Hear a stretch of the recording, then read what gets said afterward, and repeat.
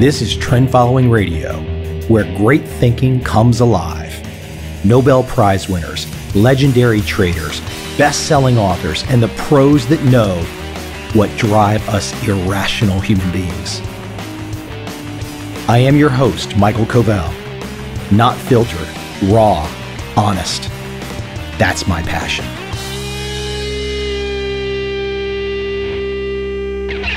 Someone made the comment to me recently that perhaps the big names, so to speak, and the big amounts that have been earned historically by certain traders, that perhaps that is too much for the average person to grasp.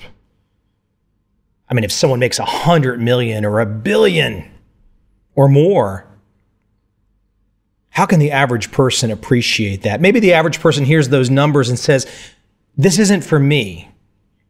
I can't do this. These guys are super extraordinary. They got lucky. They did this. They did that. My counter to that type of an argument: why in the hell is everyone fascinated with Warren Buffett then?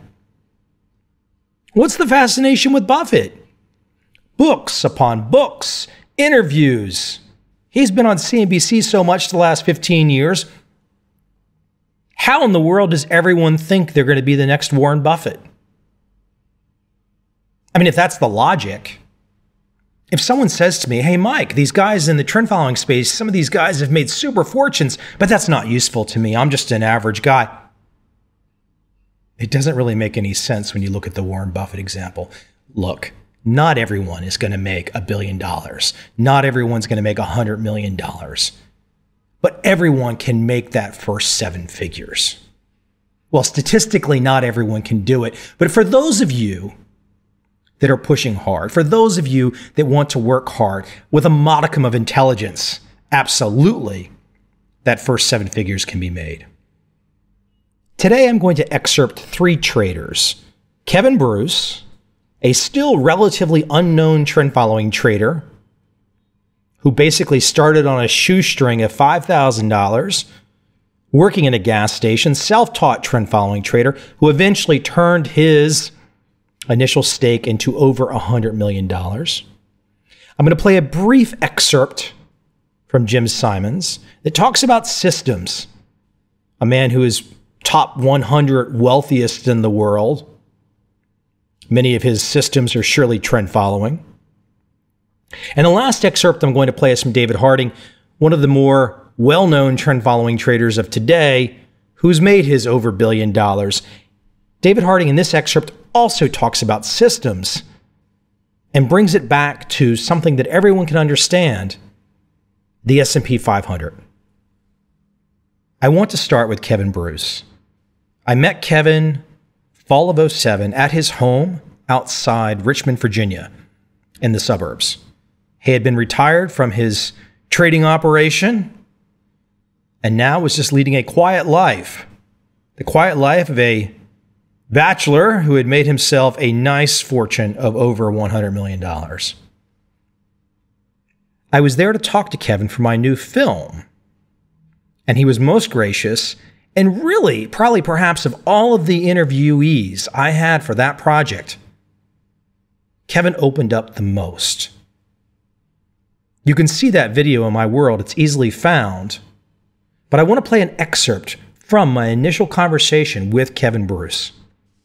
You know, I think one of the things that we'd like to do today is kind of establish you, and because there's a lot of people that don't know your great story, and it really is a great story. We've talked a couple times before, but what I would love for you to do is to maybe start us back at the beginning. I mean, the first moment that you placed a trade and how you got to the point where you were going to even place a trade. I know there's a whole story that goes to it. Sure. I was at the University of Georgia in the late 70s, and I took a course in the School of Agricultural Economics called Economics of Futures, and it was really oriented towards hedgers, but the teacher, in order to keep people interested in the class, let us paper trade. And the way he would do it is he'd post the closing price of 6 different commodities every day. And he had a lockbox so you couldn't cheat. You put your buy or sell order, and you were allowed to buy or sell at the closing price every day. 2 of the commodities that we were allowed to trade were corn and soybeans. I started to develop sort of a method, a mechanical trading system, really just for this class, because I wanted to win the trading game. It turned out that I did. At the beginning of the year, I had $10,000. 3 months later, it was $30,000. Of course, it was paper money, and it's easy to do that when there's no real risk. But the methodology was sound. I just decided, because this game was very realistic, I decided why not try it for real. So I was about 22 years old, and I went and opened up a small account at my local brokerage. I remember when I went in, the broker that I ended up signing up with was about 2 years older than me, so we're both kids really. And I saw him sitting in the office as a manager as they were going over my papers. The manager was kind of looking like, this kid really wants to trade futures.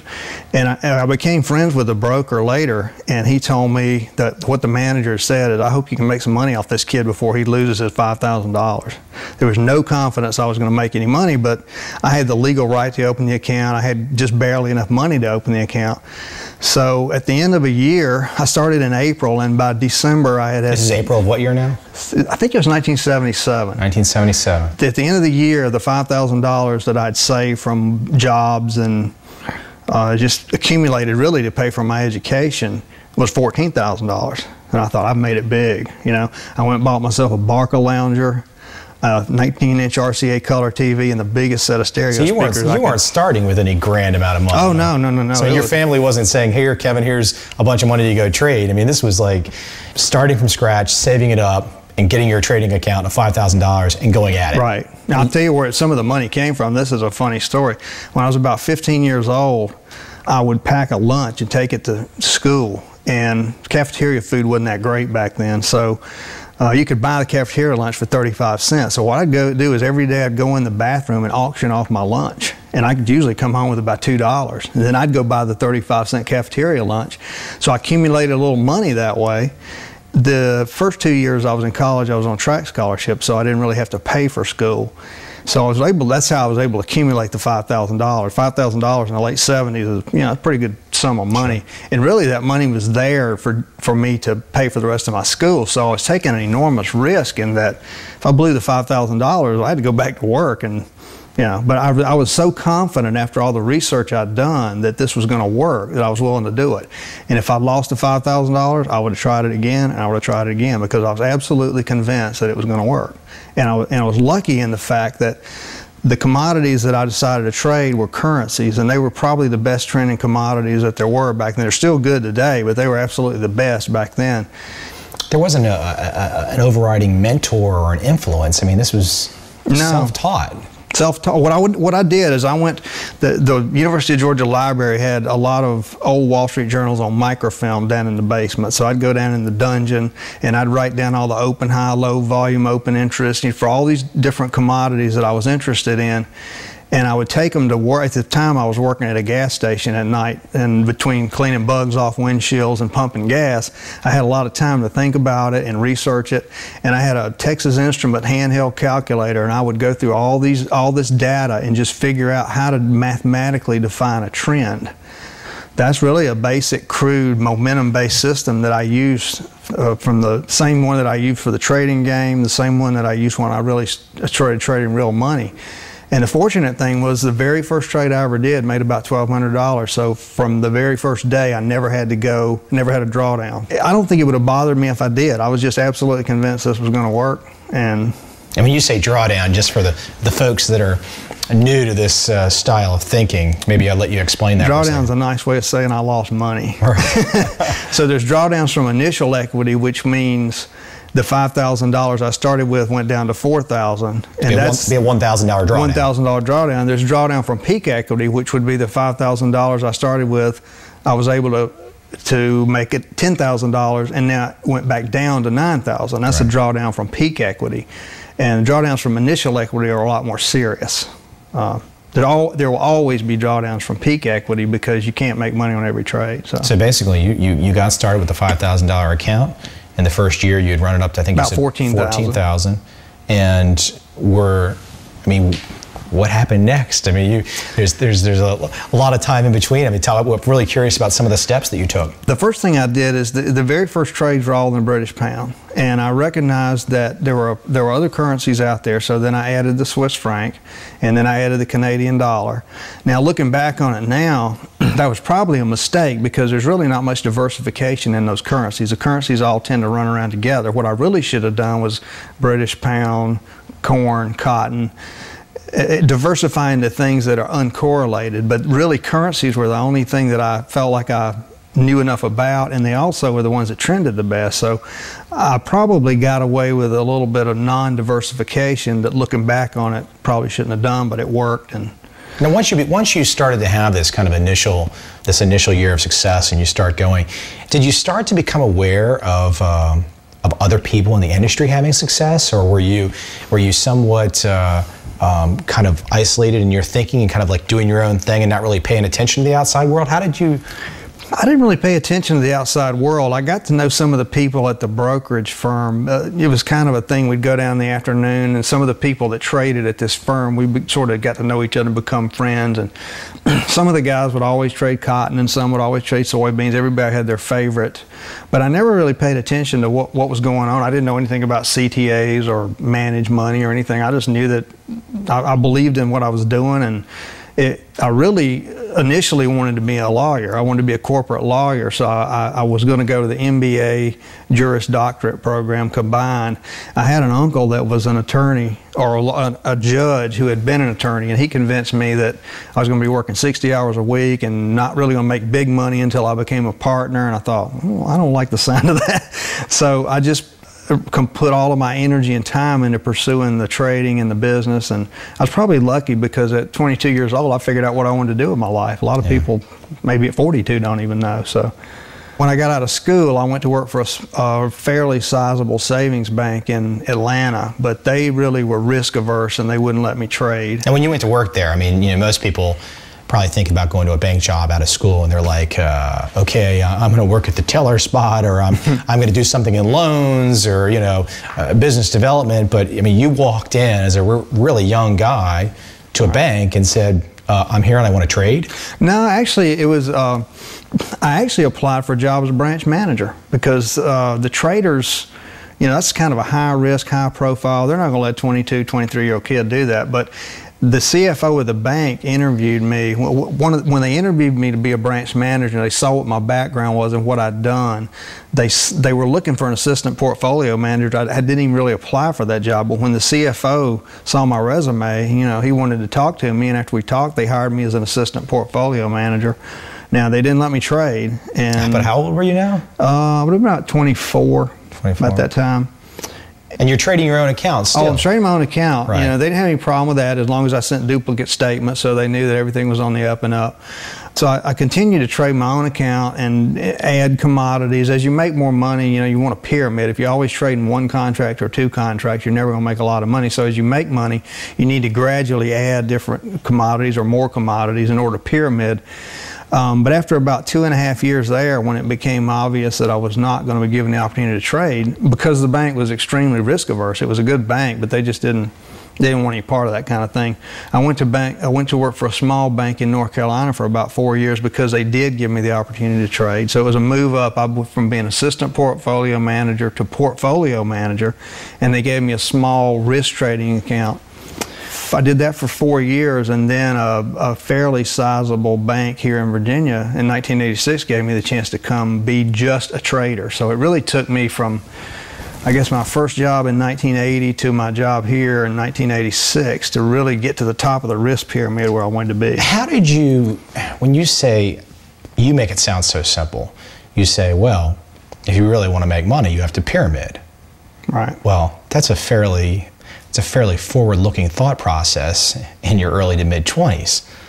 I mean, most people would say, this guy's a gunslinger, this guy's taking too much risk. I mean, how did you get to the point where you knew? I mean, you must have started to have, so I'm just looking ahead, you must have started to have a vision of, wow, if I can scale this out how I really imagine, it can really become something special. How early did you start to think like that?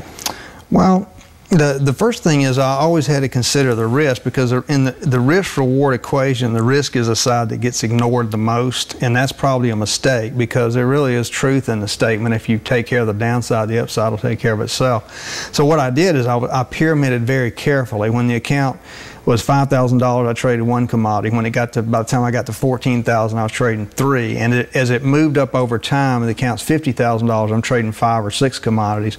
So it's really a methodical process, always looking at what could go wrong.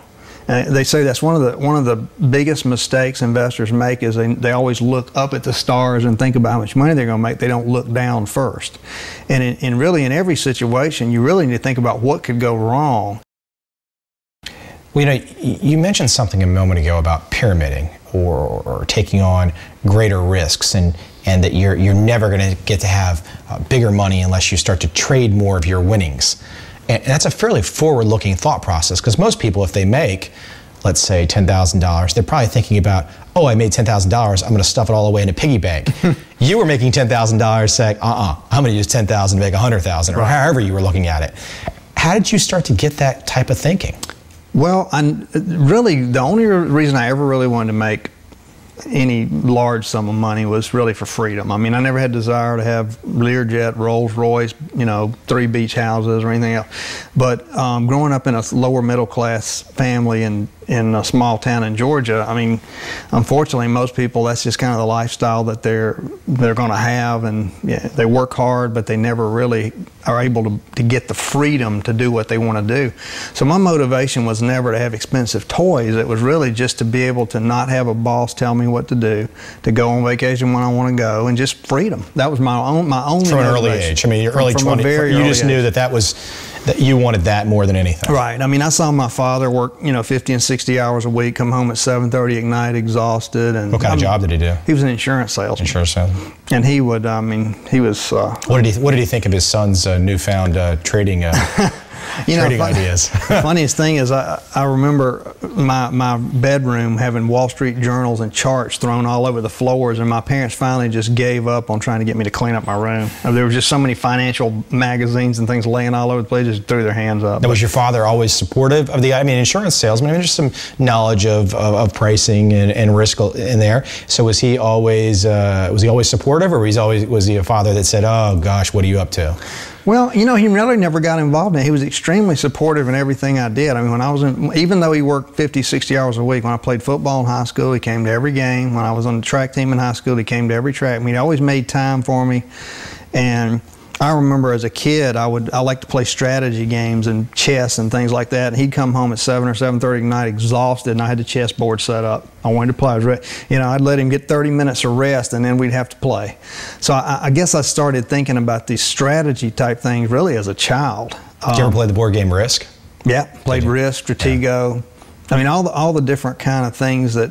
And one of the things about when I learned it, my brother taught me to play chess when I was about 9 or 10 years old, and one of the things that I learned that kind of carry over into the trading was, what I would do is I would wait for my opponent to make a couple of small mistakes early in the game. I'd get a couple of pawns ahead. For people that don't play chess, the pawns are the little guys, or 8 of them that sit out front, that people really don't consider them very significant. But I would try to get a couple of pawns ahead in the game, and then I would just start trading pieces of equal value. I'd trade my bishop for their bishop, my knight for their. You get down to the end of the game, you've got 2 pawns and a king. They've only got the king. Well, in chess, if you can take your pawns and advance them all the way to the other end of the board, you can turn them into a queen, which is the most powerful piece on the board. So these early mistakes that I would wait for my opponents to make early on is what I would capitalize on and use that to win the game later. So it was sort of a way of thinking that you don't have to have any big edge, you just have to have an edge. Looking back, years before, many years before I had ever heard of Kevin Bruce, knew who he was, I would see these performance reports. These performance reports of trend following traders and their monthly and annual returns. And there was always in the top 20 many turtle traders. Many of the original turtle traders. I'd see Bill Dunn in there. I'd see John Henry in there. And I would always see this bank name, or I would see the name Kevin Bruce. And I had no idea who he was. It did not occur to me. I'd never seen any publicity about him. And so isn't that story of how he started, truly motivational? As I mentioned at the top of this episode, everybody wants to be the next Warren Buffett. I would argue, why not want to be the next Kevin Bruce, the next John Henry, the next Turtle Trader, the next Bill Dunn, the next David Drews, the next Paul Mulvaney, the next Bernard Drury, the next Ed Seykota, the next Larry Haight. There is only one Warren Buffett, but in the systems world, in the trend following world, there's way more than one. And that way more than one is a huge confidence builder. Now I want you to hear from Jim Simons at Renaissance Technologies, a very brief excerpt. He was speaking in Korea at an event, at a math event. He laid down the gauntlet that it's about systems, always following the systems, never overriding the systems, 100% models. And so we hired some people, and some mathematicians, gradually some physicists, computer scientists, and slowly we built these models, and slowly they took the place of the fundamental trading that we had been doing. So and this process took almost 10 years, maybe 8. So by 1988, everything we did was models, and ever since, that business, the way we ran it, has been 100% computer models. 100% models, 100% systems. Stick to them. Do not override them.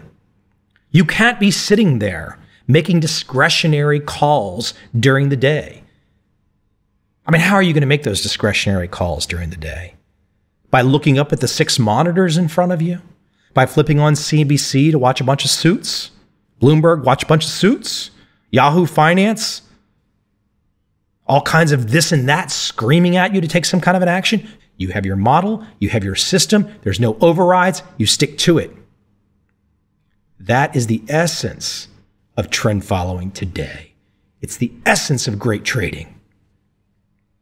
But that essence, it's lost on a good number of people. It's a challenge, it's a fight to get that essence across.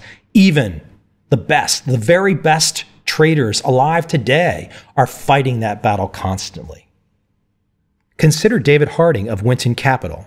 Well, about 5 years ago, the lack of acceptance of what we do and the continual sort of denigration of black boxes and, sort of got to me. And at some point I sort of exploded in anger, and at some point I said, I can't believe that people don't believe in, trading systems. They denigrate our expertise in trading systems because the S&P 500 is a trading system. The S&P 500 is a set of rules for buying and selling stocks.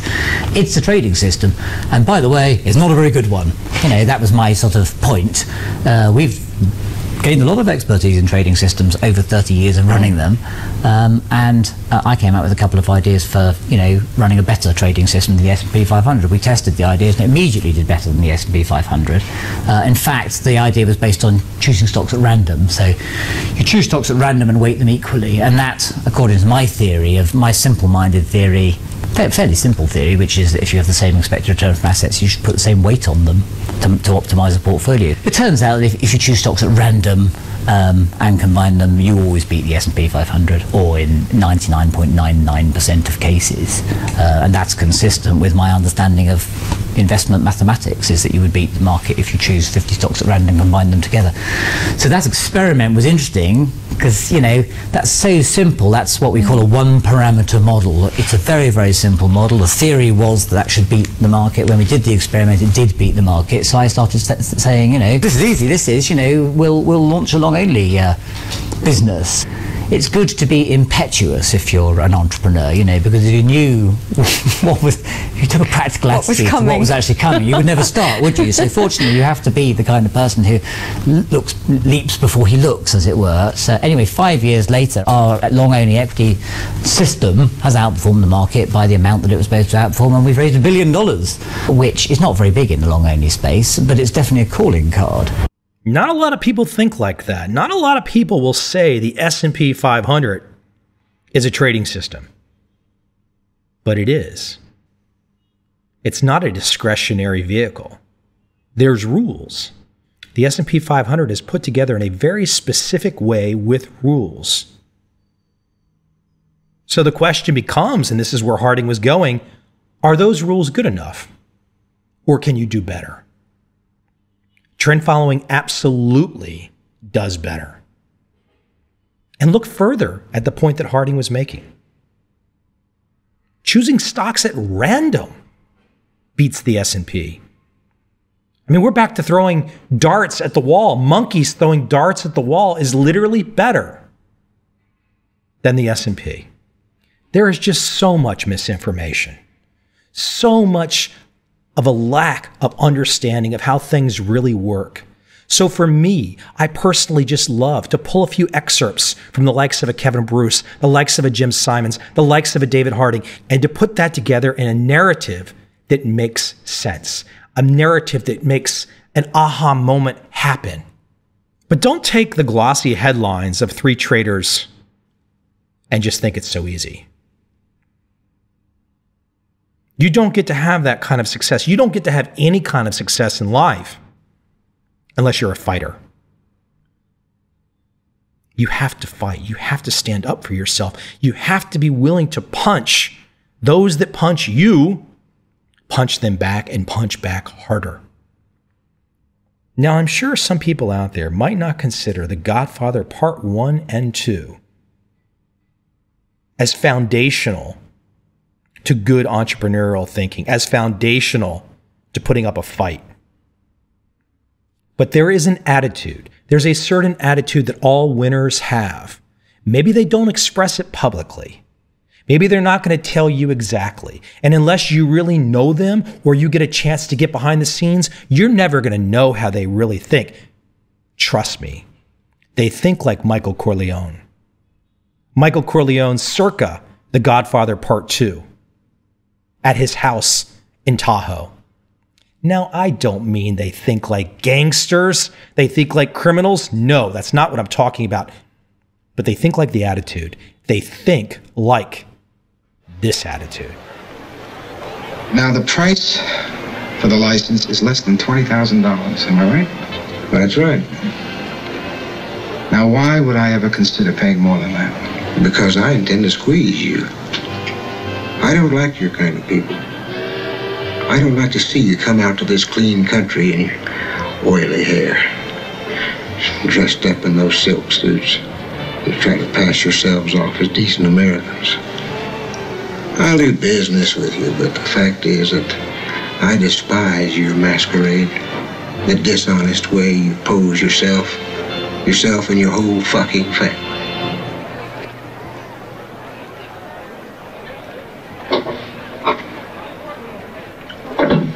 Senator, we're both part of the same hypocrisy. But never think it applies to my family. All right. Some people have to play little games. You play yours. So let's just say that you'll pay me because it's in your interest to pay me. But I want your answer in the money by noon tomorrow. And one more thing. Don't you contact me again, ever. From now on, you deal with Turnbull. Open the door, sir. Senator, you can have my answer now if you like. My offer is this. Nothing. Not even the fee for the gaming license, which I would appreciate if you would put up personally. Take the lessons from a Kevin Bruce. Take the lessons from a Jim Simons. Take the lessons from a David Harding.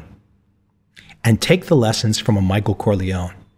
Stand up to the system. Stand up to the shit. Think differently. Think outside the box. That's the way to get ahead.